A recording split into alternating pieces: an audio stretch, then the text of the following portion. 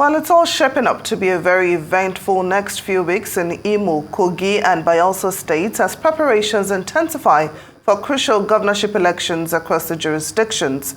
On Saturday, November the 11th, eligible voters are expected to choose from a barrage of candidates who are currently winding down their campaigns.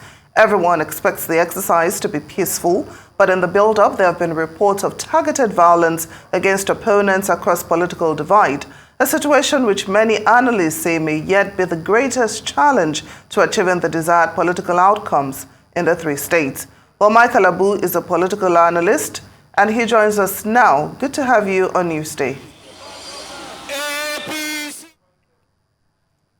Well, the Kogi governorship election is just a few hours away. There have been allegations and counter-allegations on witch hunt by security agencies, especially by the opposition. Can you give us your opinion on this?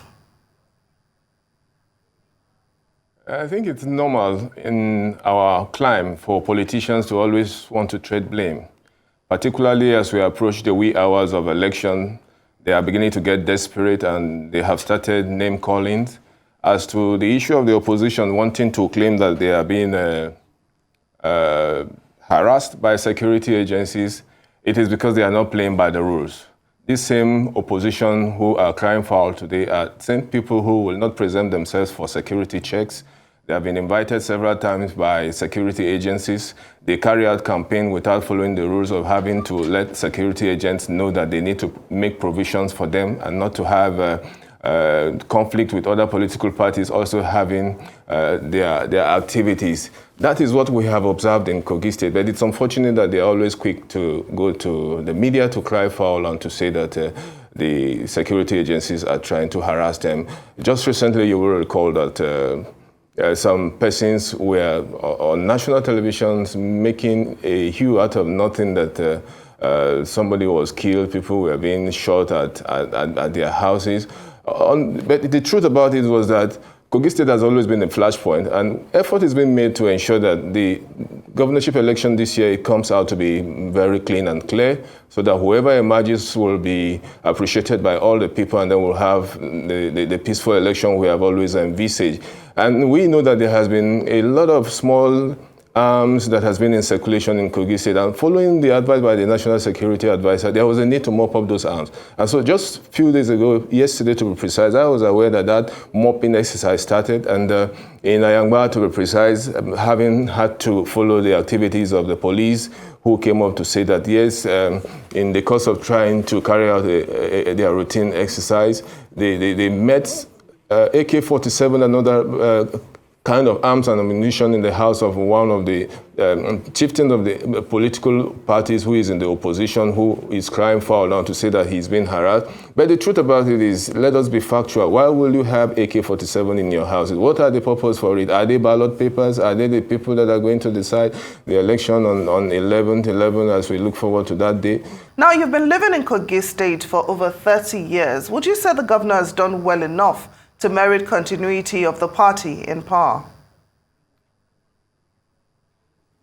Governance is a work in progress, and it is important to state that Governor Yaya Bello inherited Kogi State at a time where salaries were being owed upward of 2 months, and then political office holders were being owed as much as 1 year and 2 years.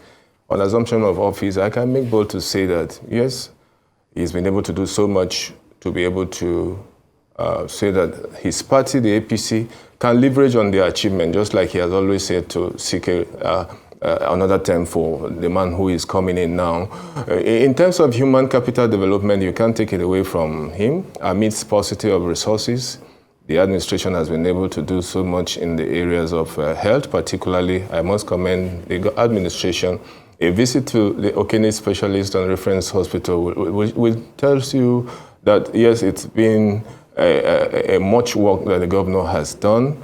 And then in the area of education, it is important to state that under his administration, particularly in the second term, the state can now boast of 2 state universities that are doing well, having all their courses accredited. And we also have other tertiary institutions that have received facelift, and the administration in the area of education just recently has been able to grant free education to all public schools up to the secondary level. and they are also paying WAEC, JAMB fee, and other examination that students need to write to be able to move forward into the tertiary institutions and all of that. And so if you look at in the areas of roads, you can also say that, yes, the state governor has done well in that aspect. He's been able to construct quite a number of kilometers of roads, with many more still ongoing. We are hoping that he should be able to complete all of those time before he leaves office. Now, allow me to interrupt you, for lack of time. Now, which parties, in your opinion, are the frontliners, and how would you predict the results on Saturday, going by the real situation of things on ground? Winning election in Nigeria is not a magic, it's not rocket science. It's something we all know.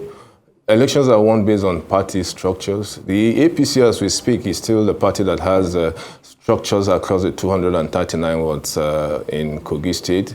And I am still looking at the party, looking at the achievements of the government, looking at the number of persons it has and empowered and in position of authority to still be the party to beat.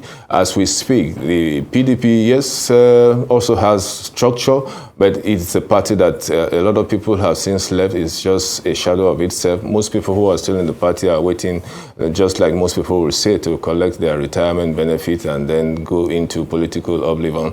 And after that, you may be talking of the ADC. The ADC has Leke Abejide, who is in the House of Rep. He's also been able to do so much within 3 local governments where he controls and serves in them in the House of Representatives. He's also somebody that may be coming third. And then if you look at the fourth position, it has to come between political parties like APGA and SDP, because these are parties that, if you look at their structures, you can't really place it that this is their stronghold. Yes, they may have leverage on ethnicity, but even when you talk about ethnicity and the catchment area where they are holding on to, it is important to state that the APC has structures in all of those places, and there's no way you can do it that this party that is in government today, with these structures, with men on the ground, with the resources, looking at the dynamics of politics and how it is played in our time, I can assure you that in the next 48 hours, the boys will certainly be separated from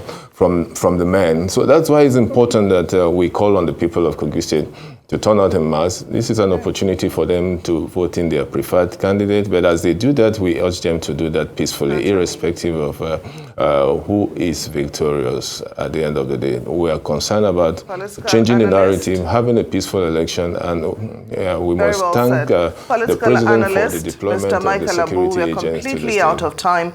Thank you so much for joining us on Newsday.